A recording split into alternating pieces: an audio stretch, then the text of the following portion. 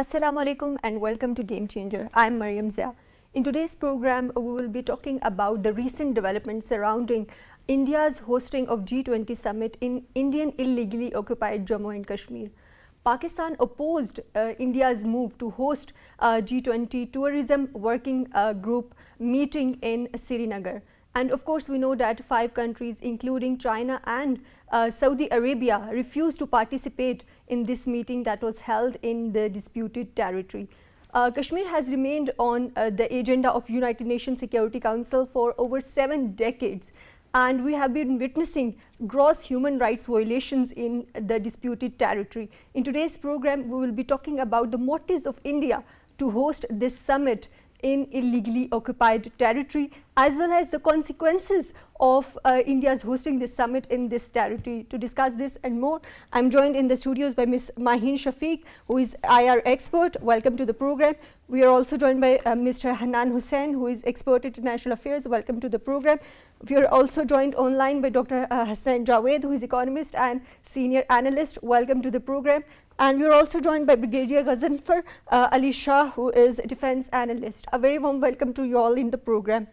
So, Ms. Mahin, let me start with you. When we talk about these recent developments, of course, we know that Kashmir is a disputed territory. What do you think of the motives of India of holding this important summit in this disputed territory? Firstly, thank you for having me on the show. India has been trying to legitimize its control in Kashmir in the disputed area. Firstly, it revoked the Article 35A in 270. This was its first attempt. This is India's second attempt to legitimize its control, and it's inviting international organizations, international investors in the region to portray that India has a very well control on the region. And it is trying to depict normalcy yes. in the region. So, Mr. Hanan, when we talk about this move, what is your viewpoint on this, on holding such an important international event that is supposed to focus on economic issues? Do you think India is trying to politicize Kashmir dispute when we talk about this event or this summit in particular? I think it's absolutely evident that India has been trying to do that, not just this time, but well before that. I think this is where I think the absence of key allies of Pakistan, as well as countries that wanted to clearly kind of communicate their reservation to this particular event, this is the point where that sort of an absence matters a lot. I think at the same time, we should also be cognizant of how, the Indian projection of Kashmir being a normal disputed territory has begun to fail. For example, when you talk about the ambit of this meeting, the stated goal was to show that there's going to be a lot of tourist activity coming in, and that this is going to be a bit of a game-changing episode for the disputed territory. I think the sentiment from China has been absolutely different, from Saudi Arabia has been different, and I back our foreign minister who stated clearly that this removes all doubt about India trying to have absolute disregard for international law and trying to legitimize an occupation which is further reinforced as a simmering dispute. Of course. Brigadier Ghaznafar, when we talk about holding of this important summit in disputed territory, what do you think India is trying to convey to the international community by hosting this summit in Srinagar? Thank you very much, Afza, for having me on the show. Thanks a lot. Actually, we just analyzing it in the perspective of G20. But if you go into the background of the events after annihilation of 35A and 370, India had been hectically trying to internationalize the issue, and they have made an effort by ensuring that they take G20, some of the foreign ambassadors, they took about 2 years back, 24 envoys to Srinagar. And what did they do at that time? If you pick up the Hindustan Times, it wrote that all the shops were closed, everything was deserted. There were only the security personnel on the road, and the envoys were taken to a particular place and then flown back. And in relation to that, there were some intellectuals who went to the airport and they were returned from there. So India's effort is to internationalize the issue in one manner or the other. And this is the habit of the India, that they hide their actual face and they try to portray, because it's a hypocritical state and it is being led by one of the most, I would say, the most wanted terrorist of the world, that is Mr. Narendra Modi, who's trying to not only suppress the minorities' rights and the leading rights in India, but is trying to do what he's trying to do in Kashmir. You know, the demographic changes which they are undertaking, there's a multilateral issues. Now, G20, if you consent and you say the Pakistan has migrated, it's not Pakistan. The China has done it too, and you have Of taken the course. name of five countries which have migrated. And China, it's not only Kashmir. If you see in the perspective of the China, one of the conferences which were related to science and technology, it was held in Arunachal Pradesh. And you know, Arunachal Pradesh is nearer to Tibet, and China has a claim on that. So China did not attend that 2 days long summit. So if you Of course. combined all these events together, and especially the tourism conference which you are referring to in Srinagar, it had been a complete failure. People have, I mean, pick up Al Jazeera, what have they written? Pick up Voice of America, what Of have they course. written?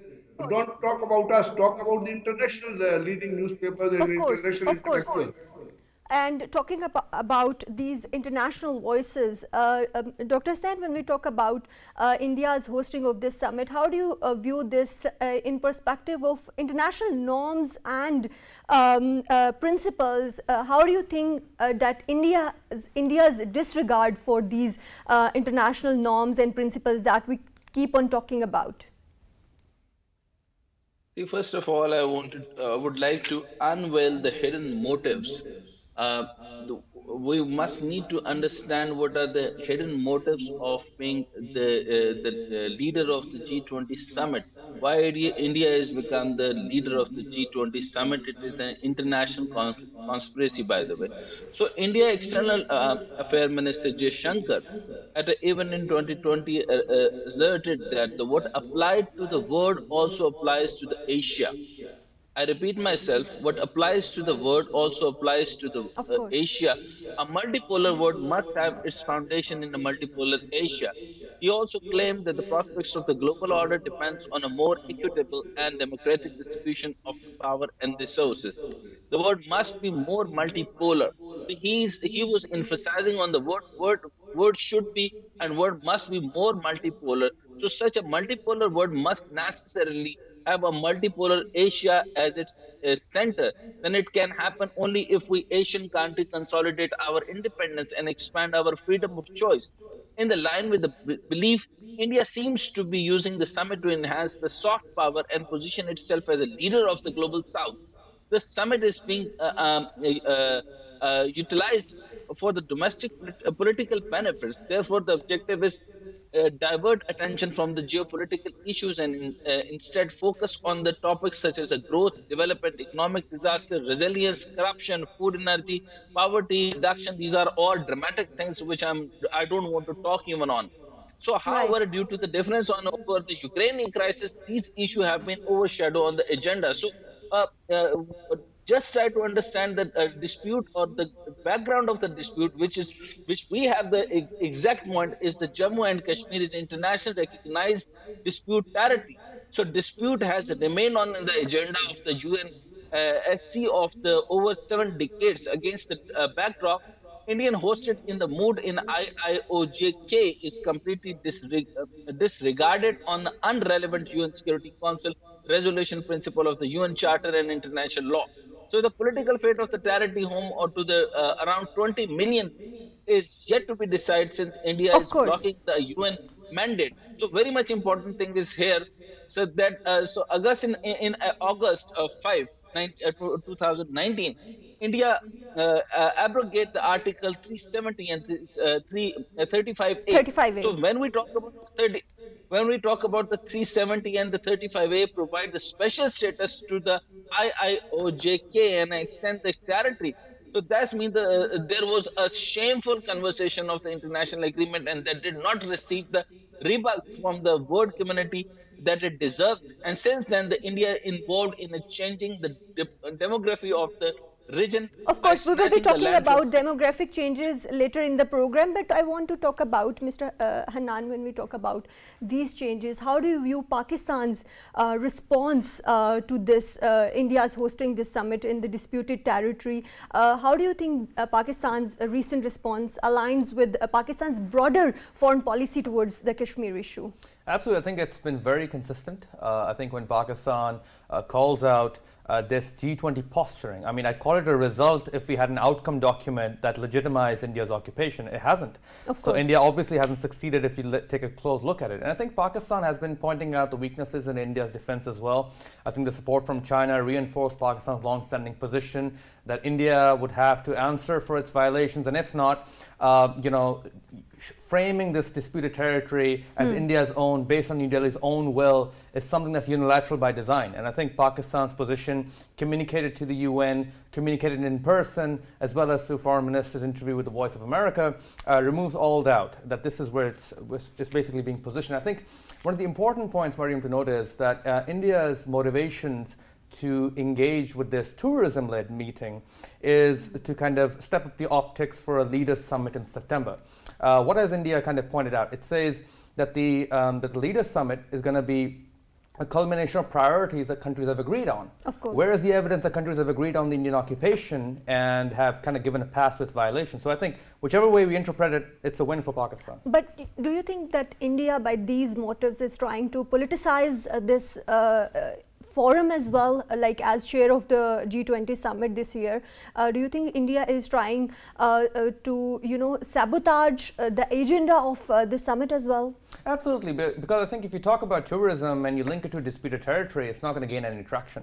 And when you talk about, for example, the agenda of the G20, if you look before, kind of India came through, there's a lot of focus from China to kind of appeal to pressing interests of the developing world. You talk about debt and reduction, focus you talk was, about of debt course, servicing, you on talk economic about integration, power economic to food cooperation. security. India does not have the appetite or the will to engage on those fronts. So this was a classic attempt to posture to Pakistan that India could get away with it.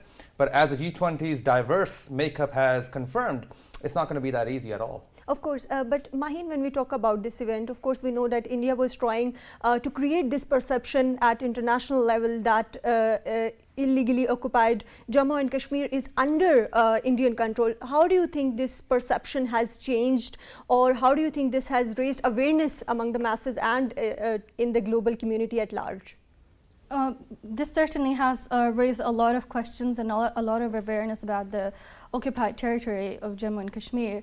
If you see the images that's coming out of the G20 meeting, there are images of policemen or security people hiding behind the banners that were for the G20. So India is trying to kind of portray normalcy in the region when clearly there is a need for security. If there was no need of security, then there was no point of having tons of military in closing the shops. And a lot of traders have also been impacted by this, because the routes that were supposed to be used for the ministers and for the people attending the summit, they were shut down. All the roads were shut down, and it started on Sunday. So for a couple of days, those roads were shut down, and the people of Jammu and Kashmir who were supposed to benefit from this, or who were supposed to get investment or tourist attraction, they are the ones getting impacted by just one event.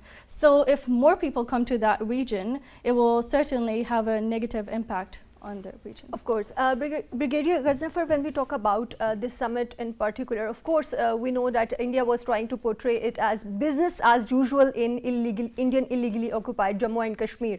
But how do you think that international community has focused on the human rights violations in the disputed territory after this summit?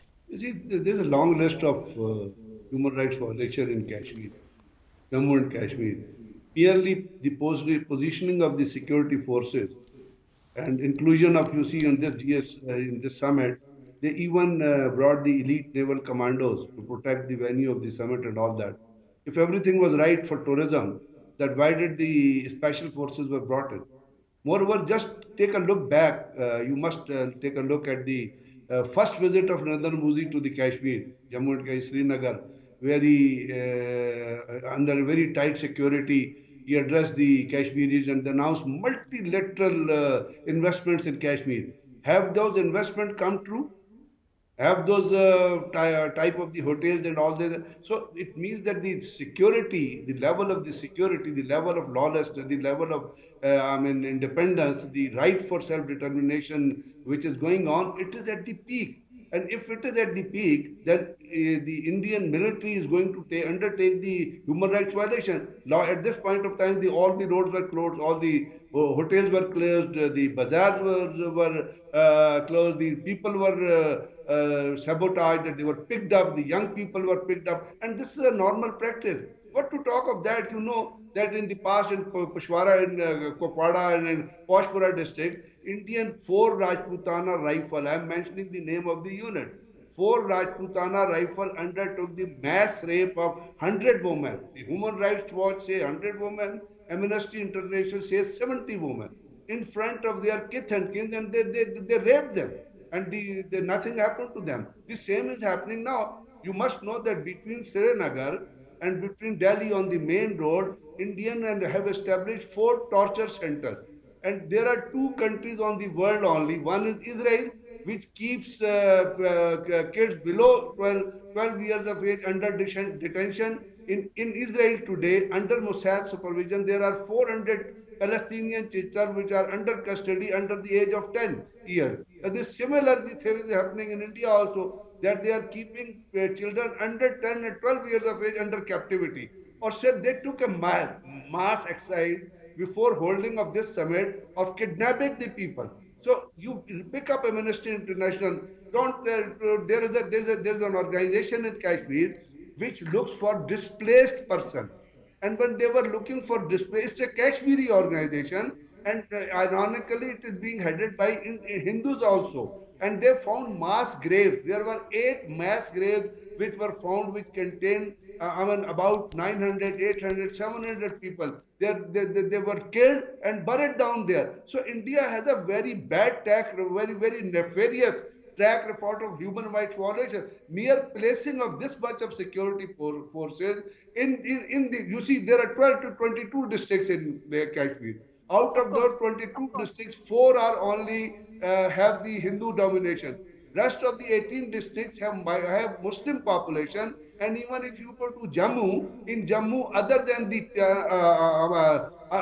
there are 2 districts like other than the Tawi district, the Pir Panjal and Chab also have the Muslim population. What they do, they place the security forces in abnormal quantity on the Muslim population. What happened in when they undertook the Pulwama incident? The Indian soldiers were killed just to tackle a political motive that India wanted to win an election. Narendra Modi wanted to win an election. So Amit Shah told some of the terrorists that undertake an operation where you kill Indian security forces so that we can win the election. This is a track record. Of course. So India always had self-serving agenda when we talk about Indian illegally occupied Jammu and Kashmir. But Brigadier Ghaznafar, when we talk about human rights violations, there have been reports about massive and gross human rights violations, sexual exploitation of women, and other war crimes when we talk about disputed territory. What do you think the international community has done for these violations, and to hold those responsible accountable for these violations of human rights? I'll be straight in my reply that international organizations, especially if you go to the UN or if you go to the Western countries, they are not interested in solution of any problem in Kashmir. Why? Because there are Muslims in Kashmir. The UN could do it in Sudan. You can do it in the UN could do it in the area which were Christian dominated. But since there are Muslims in Kashmir, so that human rights violation, Amnesty International, Human Rights Watch, all have documented. Even the report was presented in the United States Congress about the human rights violations in Kashmir. But has any action been taken? No action even is being taken by United Nations Human Rights Commission, which heads and always points out the human rights violation in various areas. This has been happening in Kashmir for the last 76 years. But no, there's no. In 1948, when we took independence, Indian security forces, under the pretext of migrating the Muslims to Pakistan, they killed, they loaded the Muslims in 4 trucks and they killed all of them. And their bodies were found in the jungles of Jammu.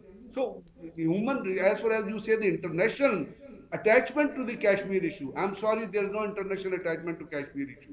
It's only Right. this time also Turkey, Egypt, and Saudi Arabia and China, which have not attended the conference in Srinagar. Rest of the countries have gone Right, right. through. We will be So, talking about role of those countries who refused to participate in the summit in disputed territory. But Dr. Hussain, I want to talk more about these human rights violations when we talk about Indian illegally occupied Jammu and Kashmir. Of course, we know that the issue of mass graves as well as the detention of political leaders of disputed territory has been an issue of concern for Pakistan as well as other countries. But how do you think the response of international community to these issues, and is the response justified?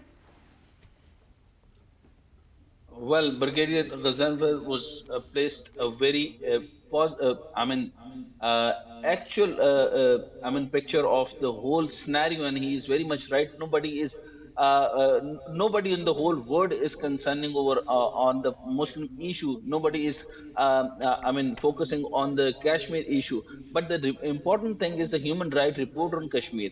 So, notably, that is a recent past, the BJP government has expected to falsely project normalcy in the dispute territory by organizing investment conference.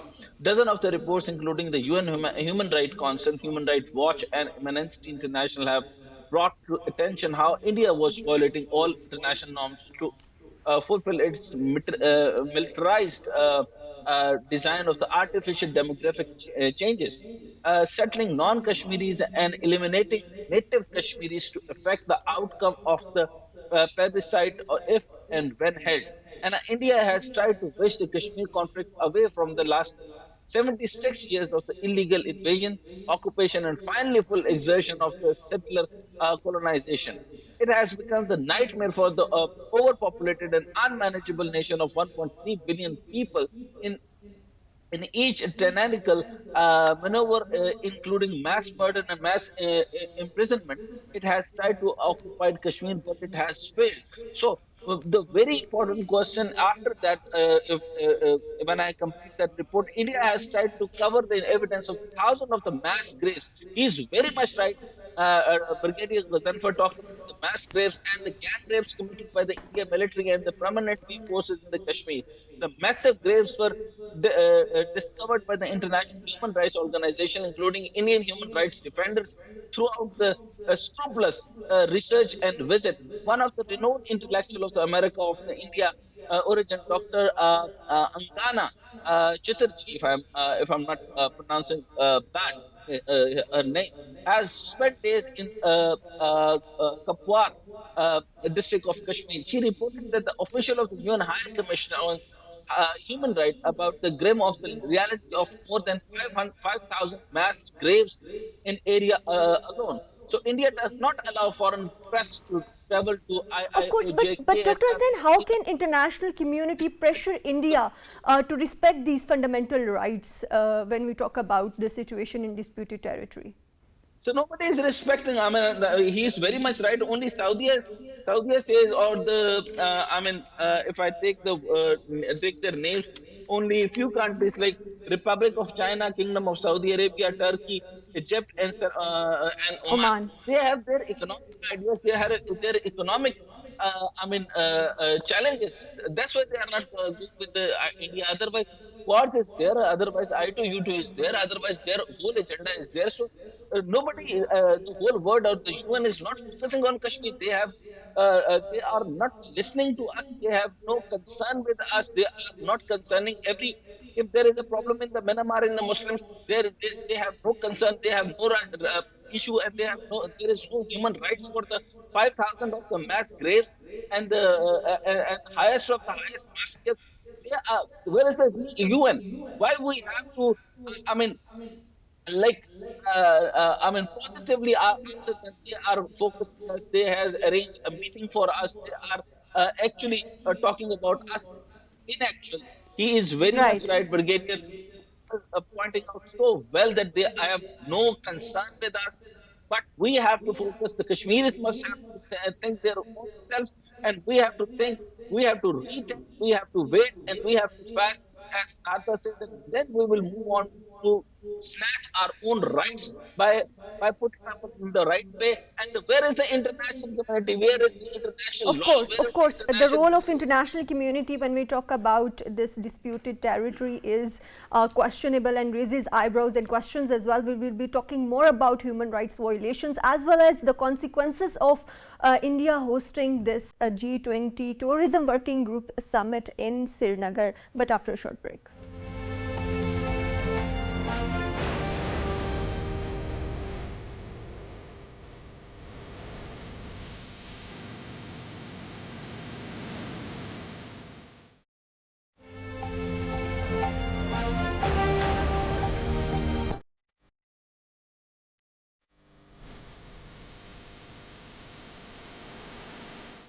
Welcome back. We are talking about India hosting G20 summit in Srinagar and the consequences and repercussions of this event being held in disputed territory. Mr. Hanan, when we talk about countries that refused to participate in this summit, there were 5 countries, of course, that included China, Saudi Arabia, Egypt, Indonesia, as well as Oman.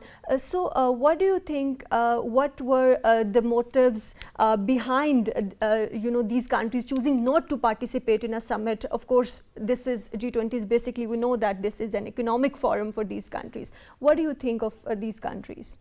I think the motivations differ. So when we talk about Saudi Arabia, it is a heavyweight when it comes to issues concerning Muslim rights, minorities as well. It has a very nuanced approach. And I think its proximity to Pakistan. Pakistan has been communicating India's rights violations and the gravity of the Kashmir issue to Saudi Arabia pretty routinely, if you look back in past years as well, to the OIC, also directly bilaterally. So I think the primary motive on all fronts was to avoid unnecessary controversy and be dragged into this false promise of normalcy in Indian occupied, illegal occupied Kashmir. When we talk about countries that have also limited their representation, there were many, I believe Indonesia was part of them, who had limited their representation to select diplomats. Again, a bit of a setback for India. When talking about motivations, Turkey, for example, hasn't taken lightly to the Kashmir issue, and that shows. China's motivation was more about the geographical dispute and the fact that it would not take lightly India's attempts to kind of portray this normalcy. Because, Mariam, as unfortunate as it is, India has been blatantly trying to spin the realities behind rights violations, but you cannot change or alter geographical realities. That's something that connects with Pakistan, connects elsewhere. So, in short, to avoid controversy, to avoid giving India the upper hand in shifting G20's agenda away from common interest to interests that serve the occupation. Of course. So, Maheen, of course, we know that major countries refused to participate in this summit that was being held in the disputed territory. What does it say about the summit itself? What does it say about the legitimacy of a summit that India was trying to politicize? It has certainly undermined the legitimacy of the event as well as India's motives behind it. A lot of countries refused to attend, as already mentioned by my colleague. But a lot of other countries have shown concern. For instance, UK and in India have the issue over the so-called attack on the New Delhi High Commission in London, and as well as US is also concerned about India, as evident from various Western media reports, such as the recent article by Ashley Tillis that highlights India is not serving the agenda or the purpose it was set for by the US. So this becomes a very complicated situation where India is trying to legitimize. This certainly has not legitimized India's control or India's But it raises questions on the summit itself. Yes, it's the summit itself, and then it has, if you read the minutes of the meeting of the working group, it says that India will again host events in the occupied Jammu and Kashmir, and this will be, it is counterproductive to India because this will again bring the issue in the limelight. And again, this will be on the debate like it is right now in the international media as well as in Pakistan. And a lot of countries this time, or 5 countries supported us. Next time, hopefully, 5 countries out of 20. So it's, I think, a major win for Pakistan's diplomacy. Of course, this remains a major win for Pakistan's diplomacy. Brigadier Ghaznafar, when we talk about, of course, G20, we know that it comprises of 19 countries as well as European Union, but these major countries refusing to participate in G20 summit being held in Indian illegally occupied Jammu and Kashmir. How do you think this impacts India's standing in the international arena as well as its relations with these countries that refuse to participate in the summit? I'll quote not myself, but I'll quote two things from the international issues and international papers. In one of the papers, it was written that say in Srinagar, it's today normalcy of graveyard. Then UN Special Rapporteur on Minority Issues, his comments were that India is portraying and it wants to have an international seal of approval on a situation that should be decreed and condemned. From these two statements, you can imagine that if Pakistan, if you exclude my view, take a view of independent observers, it means that India has tried to deceive the world by holding the summit. You know, G20 has a multilateral issue, and one of the issue in this is that it should be human centric. How Of can it course. be human centric? It can be only human centric if you have normalcy in an area. If you do not have normal conditions and you are holding this summit under the protection of CRPF, BSF, Marine Commandos, Indian Army, hiding them behind the billboard, that how can you convey an image of normalcy and human-centric approach? It's not, it may be good on the papers, but it's not good on the representation. Now, the problem is this, that the countries who have attended, even in Srinagar, they have not set their highest possible. It's only the working groups and the normal staff which has been sent to attend this summit. And the world says, if you read the different books, if you read different authors, they say that Kashmir is under the subjugated occupation of the Indian tyranny, Indian terrorist-oriented approach. Because if you Of kill a course. civilian, it's a terrorism. So this terrorism is going on for the last 70, and it has after taking over of Narendra Modi. When he took over, I told you that out of 22 districts, there are 68.34% Muslims in Valley. In there are 28.34% Hindus. Now they are, what are they trying to do? Is it not terrorism that they are changing the whole demographic structure of Kashmir? And what they do, that for the Hindu seats, they said that for the Hindu seats, there will be against the 4 occupation, there will be one Muslim, one representative in the state, in the assembly. And when it comes to Muslim, they say that for 10 Muslims, there will be one representation.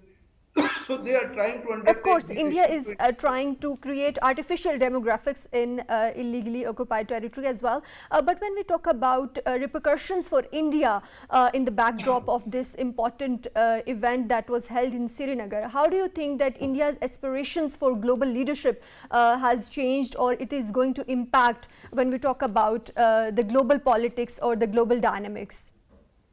India can never be a global leader till the time RSS, which says, the manifesto of RSS says, you pick up the book of the Hadway, what does he say? He says that only Hindus can reside in India.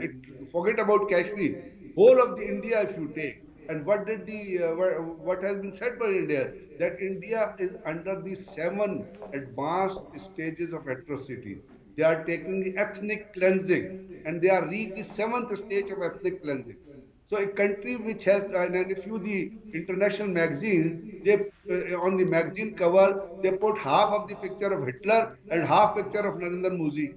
So how can such a country, which is treating the Kashmiris, which is killing Kashmiris daily with their security forces, and it's a constant deployment for the last so many years. Security forces combined of Indian military, CRPF, and there are 10 anti-human laws, human rights violation laws. There are 10 laws You pick up the Abda, you pick up the Pota. What does it say? That Indian army can keep anybody under detention for a period of 2 years without subjugate, without putting them in the trial. What is this? Is it not a grave human right violation? So there are 10 laws which have been imposed. If there is a normalcy in Kashmir, please pick up those laws. What did Mahbuba Mufti say? What did recently Farooq Abdullah Umar Abdullah has said? They said that we are treated like animals. They have said. What was there was an effort, if you see in the backdrop, by Mahbuba Mufti when she was the chief minister, there was effort for her when she passed a law that Indian Kashmir should be amalgamated in the Kashmir should be amalgamated to India. There are immediately the UN rights UN article came and they said that the Kashmir is a disputed territory. Right. It cannot be Right. amalgamated with any country. So there are international acceptance is there, but international effort we should come from Pakistan also. We should make very hectic diplomatic efforts. Right, Dr. Sen, of course, we know that these five countries refused to participate and boycotted this summit being held in the disputed territory. How do you think this is going to impact the regional alliances? Of course, when we talk about these important countries that refuse to participate in this summit, what does it say the regional alliances in the context of not only Kashmir conflict but other ongoing conflicts in the region? See, one of the most important things is that there is what I call and coin the term as the fallacy of normalcy. So, holding such an event related to G20 is a slap on these 20 economies as India has misled them by inviting them to a region that has been illegally occupied by India through its 1 million strong military, making it the world's most militarized zone. Your second part of the question is important, very much important as part of as far as the China is concerned, because it is the second largest and biggest economy, and moreover, if the superpower and the unipolar powers are daring to it, is they are fearing to the China, so there is a legal change. So this block is led by China. Of course, if you cannot change the reality, because it has been reported that the China skipped the 2 days G20 Research Innovative Initiative gathering. If I take this imagination as true or hypothetically to my part, if it is not for us, it is also for China, because China don't want to involve in any of all these issues, because they cannot accept India with their negative vibes on the Ladakh issue and other issue, as the brigadiers have pointed out. So, organized by the Science and Technology Department, this is all imagination. So, a meeting was held in the Intangar, which is capital of city of Arunachal Pradesh, and the northeast state of the China considers as a part of Tibet. So holding the summit in such a sensitive environment could be perceived as an outright insult to China, as you talked about. You pointed out so well. So hence the forthcoming G20 summit was a challenge for the India, given the gravity of the Ukraine crisis and the presence of the major development countries. So India Of cannot course. afford to avoid Of the course, debate on the but Ukraine we know that crisis. five countries did not participate in the summit, but G20 comprises of 19 countries and European Union as well. How do you think that these countries are going to balance their economic and geopolitical interests as well as their responsibility towards human rights? Remember that the whole of the Europe is the champion of the human rights. Whole of the America is the champion of the human rights. Where I mean, they are slapping their own self. They are slapping their own face.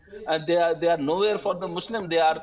I mean, I don't want to put myself into those issues where the Muslim community is hurting by their negative propaganda against Muslims and Islamophobia. So I don't want to go into that, but yes, economically they are putting themselves in a very difficult part. So as if they are expediting, or as they are supporting the India fate.